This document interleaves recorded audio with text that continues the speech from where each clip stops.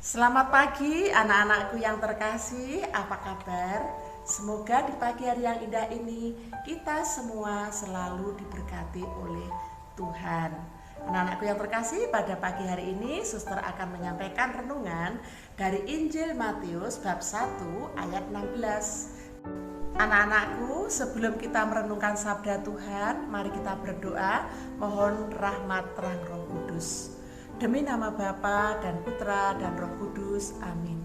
Bapa, kami mengucap syukur kepadamu atas rahmat yang kau limpahkan kepada kami semua. Pada pagi hari ini kami akan merenungkan firman-Mu.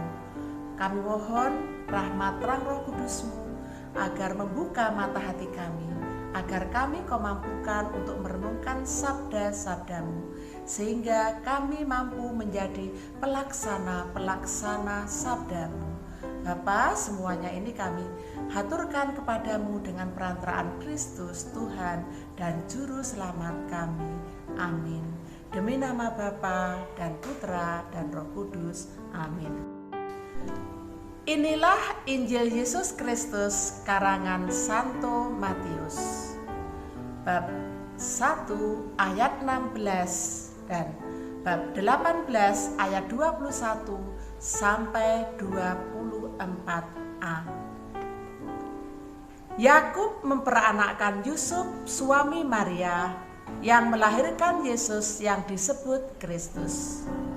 Kelahiran Yesus Kristus adalah sebagai berikut. Pada waktu Maria ibunya bertunangan dengan Yusuf, ternyata ia mengandung dari Roh Kudus.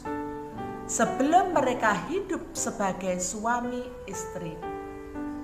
Karena Yusuf suaminya seorang yang tulus hati dan tidak mau mencemarkan nama istrinya di muka umum, ia bermaksud menceraikannya dengan diam-diam. Tetapi ketika ia mempertimbangkan maksud itu, malaikat Tuhan nampak kepadanya dalam mimpi dan berkata, "Yusuf, anak Daud, janganlah engkau takut mengambil Maria sebagai istrimu, sebab anak yang di dalam kandungannya adalah dari Roh Kudus. Ia akan melahirkan anak laki-laki, dan engkau akan menamakan dia Yesus, karena dialah yang akan menyelamatkan umatnya dari dosa mereka." Sesudah bangun dari tidurnya, Yusuf berbuat seperti yang diperintahkan malaikat Tuhan itu kepadanya. Demikianlah sabda Tuhan. Kita mendengarkan sabda Tuhan, mari kita merenungkan bersama-sama. Nah, sebelum kita merenungkan firman Tuhan, Suster mau bertanya kepada anak-anak. Anak-anak, pernahkah kalian merasa galau, kecewa, putus asa? Pasti anak-anak pernah merasakan hal seperti itu. Karena apa, anak-anak?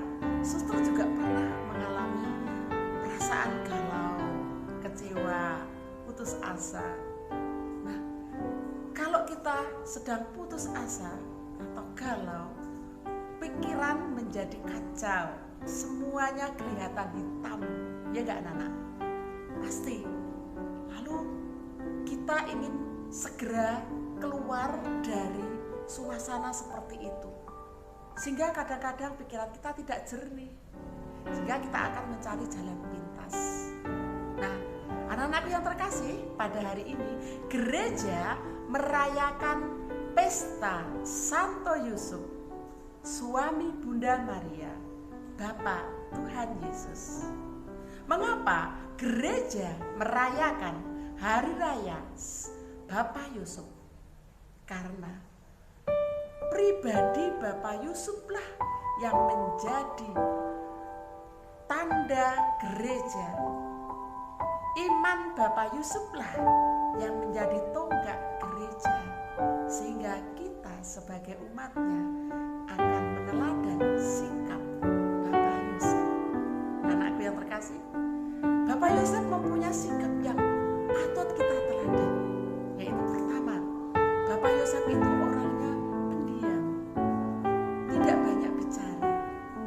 yang kedua, dia mempunyai ketaatan yang luar biasa. Dan Bapak Yusuf mempunyai iman yang kuat, selalu mengandalkan Tuhan. Bukti dari ketaatan Bapak Yosef anak-anak dalam bacaan tadi, ketika Bapak Yosef bertunangan dengan Maria, dia mengalami kekecewaan yang luar biasa. Karena apa?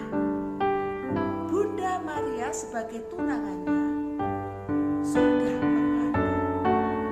Maka Bapak Yosef mempunyai niat untuk menceraikan Bunda Maria. Tetapi Bapak Yosef mempunyai hati yang sungguh mulia anak-anak, yaitu dia tidak mau mencemarkan nama baik Bunda Maria. Maka dia dengan diam-diam akan menceraikan Bunda Maria, biar Bunda Maria tidak malu di depan umum. Tetapi Tuhan membisikkan kepada Bapak Yosef melalui malaikat ketika dia sedang bermimpi, "Yosef, jangan takut engkau mengambil Maria, karena Maria mengandung dari Roh Kudus." Nah, Yosef setelah bangun mengurungkan niatnya, lalu meminang Bunda Maria. Itu sebagai contoh ketaatan Bapak Yosef. Yang kedua, ketaatan Bapak Yosef adalah ketika Yesus sudah lahir, baru bayi, masih bayi, lalu Yesus akan dibunuh oleh Raja Herodes. Lalu dalam mimpinya juga malaikat mengatakan kepada Bapak Yusuf agar Yusuf segera memboyong Yesus untuk mengungsi di Mesir. Lalu Bapak Yusuf pagi-pagi betul berangkat ke Mesir bersama Yesus yang masih bayi dan Bunda Maria. Nah, bukti bahwa Bapak Yusuf sebagai seorang beriman adalah dia selalu menuruti perintah Tuhan. Maka Bapak Yusuf diangkat oleh gereja sebagai Bapa Tuhan Yesus, Bapa kita semua. Nah, anak-anakku yang terkasih, dari sifat-sifat Bapak Yosef tadi yang bisa kita contoh, kita harus setia dalam perkara-perkara yang sulit. Kita jangan mencari jalan pintas anak-anak.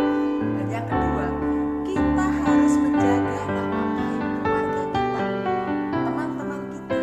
Kita jangan mencemarkan nama baik orang tua dan teman-teman kita. Nah, anak-anakku yang terkasih, pada kesempatan yang indah ini, mari kita belajar menjadi orang yang rendah hati seperti Bapak Yosef yang baik, taat, beriman, dan rendah hati. Karena kita adalah anak-anak Allah, kita adalah citra Allah, maka kita harus menjadi anak yang baik. Anak yang baik adalah anak yang selalu setia dan taat kepada orang tua dan taat kepada Tuhan. Sekali lagi anak-anakku, suster berpesan, marilah kita menjadi orang yang rendah hati dan bisa menjaga nama baik orang tua dan teman-teman kita. Begitulah anak-anak renungan yang bisa suster sampaikan pada pagi hari ini. Semoga renungan ini bisa menjadi inspirasi bagi kita semua.